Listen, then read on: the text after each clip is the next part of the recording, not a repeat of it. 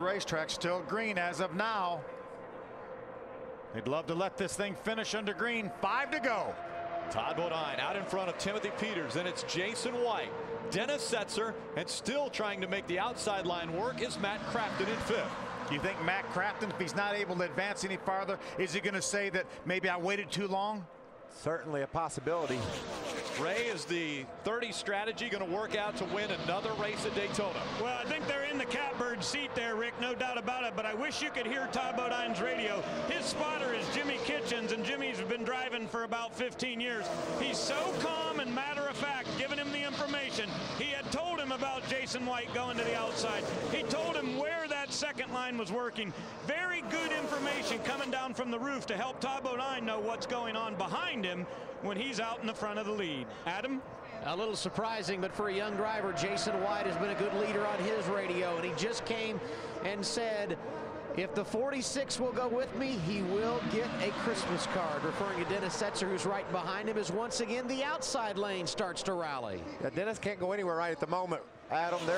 They're coming up the outside with Matt Crafton, Nelson Piquet Jr., and Brett Butler pushing hard towards the lead. Dennis Setzer looked like he might think about peeking in front of that number 1. Here comes Dennis Setzer. He makes the move. 3 laps of racing to go to the outside of that 23. Not going to be able to make it work. Drops back in line, back to 4th. Jason White holding on to the 3rd spot. Todd Bodine hugging the double yellow line. Just as you mentioned, Mike, he doesn't want to leave an opening down there. No, he needs those guys right there, PK and Crafton, really need someone to try to make something happen up there in the front. This lead pack has separated themselves from the rest of the field, making their way around the 2.5-mile Daytona International Speedway, coming to the line for just 2 laps of racing to go. Half car way back to the 17. He's got the 23 and 46. Oh, Crafton lost a lot of ground there. Now he's hung in behind Stacy Compton. Look at Johnny Benson, 3 wide on the outside. Nelson Piquet Jr. in the middle. He's able to get back down to the bottom of the racetrack. It's 2 wide back behind. Down the backstretch once again. Time is running out for Timothy Peters, for Jason White, for Dennis Setzer.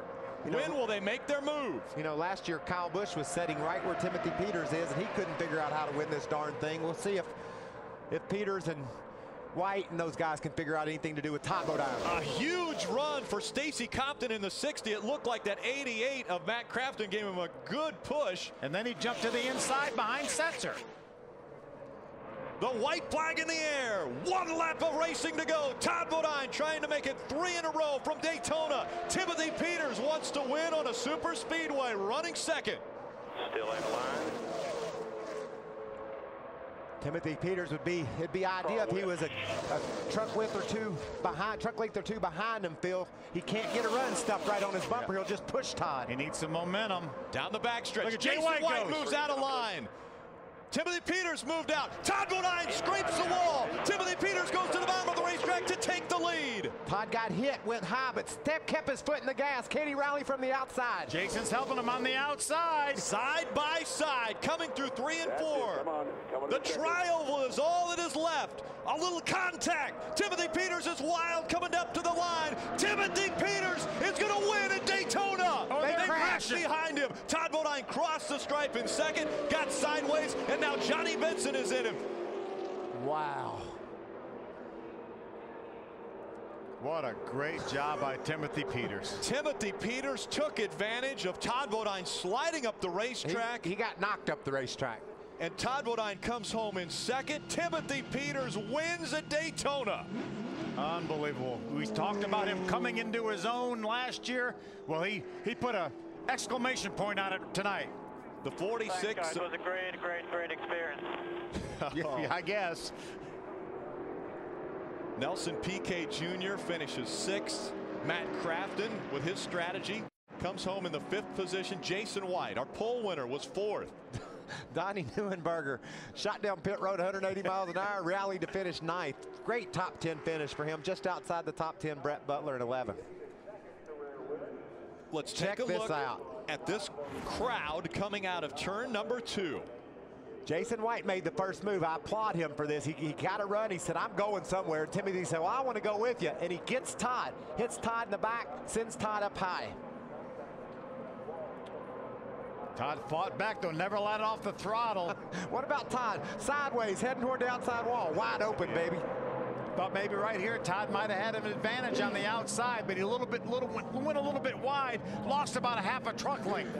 And then the reason why Timothy won, look at Dennis Setzer. He's pushing him, giving him the momentum he needed to stay ahead of Todd Bodine. Another amazing finish from Daytona International Speedway.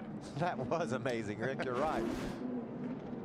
And Timothy Peters goes to victory lane in Daytona. Hey, he knows how to pick them. He lives in Martinsville. He won there. Daytona's the biggest race. Heck, I'll just win there. Those are two wonderful wins for that kid. I know DW's smiling too. 17's his favorite number. Every time somebody on the 17 wins, he thinks he had something to do with it. Another look as they came out of turn number 2 and down the backstretch. Jason White moves to the outside. Timothy goes to block him, and when he did, he just touched Todd. Todd may have even been going up to the outside to block as well. You got that right. Todd went up to block. That's how it's supposed to work right there. Everybody just trying to get the real estate that they need to win. Nothing wrong with that racing. Timothy Peters grabs his second win in the Camping World Truck Series, and how big of a victory this is. And I thought Todd was going to save that truck right there, and that was going to be an incredible save. Look at Todd. He's over there trying to get a hold to the side of Timothy Peters to try to side draft him, but Dennis Setzer is right on Timothy's tailgate, pushing him to the victory. I bet you Timothy's saying, boy, I'm glad Dennis was bump drafting me there. What do you think? That's right. That is the third last lap pass at Daytona International Speedway for the Camping World Truck Series. In 05, Bobby Hamilton did it over Jimmy Spencer. Look at that wad of trucks. Maybe they weren't 3 wide at the finish, but there was how many trucks within a second? Well, there were 10 trucks within a half a second. Yeah, within a half a second, 10 trucks crossed the start-finish line. Look at this. This is a great shot. Check this out. There's Timothy. Here comes Todd and Dennis. Almost a photo finish for second. Look at Jason White all up underneath the Todd's truck. And there's Crafton. Nelson Piquet Jr., Stacy Compton. There's Johnny Benson. Johnny's going to take a ride through the grass here in just a second. There's Donnie Neuenberger. J.J. Yaley on the outside with a new team. And there's Brett Butler in 11th place finish. Look at this glob. You're right, Phil. What a great finish. And Russell smiles. It does not. It never ceases to amaze me what happens at this racetrack. Adam Alexander. Back-to-back win for Todd Bodine at Daytona and just missed 3 in a row. What was the difference at the end, Todd? No difference. I mean, you know, you're sitting duck leading. I saw the replay as I sat down there in the mud. Timmy just did it right. You know, he went the outside. I had to block, and he came back under. It was a great crossover move. I mean, he did exactly what he was supposed to do. You know, the truck was fast. I mean, it was a race of survival tonight. You know, we got that flat tire. Got fortunate to get right on pit road. Didn't lose a lap. Here's the replay. Yeah, here's the replay. Yeah, it's just, he got in the back of me, got me up. I was going to come back down, but, you know, he did what he had to do. He's a great race car driver. He's a good kid, and if I had to lose, he's a good one to lose to. But the Geico Tundra was fast, fast like it always is. Drives great, runs fast. So, you know, it's disappointing for sure, but it's a great way to start the year with a second. It's a good points race. I know a lot of the other points guys had problems, so you know, it was a good night. Disappointed, but still smiling as Todd Bodine, but I would guess his smile not near as big as Timothy Peters. Ray Dunlap. And here he comes out the Gatorade shower. I've never seen one quite like that. The K&N Filters Tundra sits in victory lane here at Daytona. Win number 2. What a way to start out the season.